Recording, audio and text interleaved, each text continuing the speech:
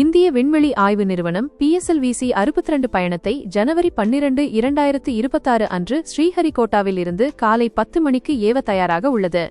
இந்த பயணத்தில் ஒரு முக்கிய பூமி கண்காணிப்பு செயற்கைக்கோள் மற்றும் உலகின் பல பகுதிகளில் இருந்து வந்த 18 இணை செயற்கைக்கோள்கள் விண்ணில் செலுத்தப்படுகின்றன.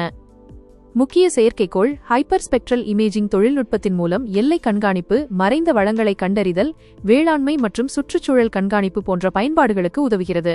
இது தேசிய பாதுகாப்பு மற்றும் தொலைநோக்கி கண்காணிப்பில் இந்தியாவின் திறனை பெரிதும் உயர்த்தும். பெங்களூருவை சேர்ந்த ஆர்பிட்டட் ஏரோஸ்பேஸ் உருவாக்கிய AAYULSAT விண்வெளியில் எரிபொருள் நிரப்பும் இந்தியாவின் முதல் முயற்சியாகும். இதன் மூலம் செயற்கைக்கோள்களின் ஆயுளை நீட்டிக்க முடியும். ஹைதராபாத்தை சேர்ந்த டேக்மே 2 ஸ்பேஸ் மற்றும் ஈவோன் ஸ்பேஸ் லேப்ஸ் இணைந்து உருவாக்கிய MOI-1 கியூப்சாட் செயற்கை நுண்ணறிவு அடிப்படையிலான பூமி கண்காணிப்பை நேரடியாக விண்வெளியிலேயே செயலாக்கும் திறன் கொண்டது. மேலும் இந்தியா மொரீஷியஸ் இணைந்து உருவாக்கிய IMJS செயற்கைக்கோள் சர்வதேச விண்வெளி ஒத்துழைப்பை பிரதிபலிக்கிறது.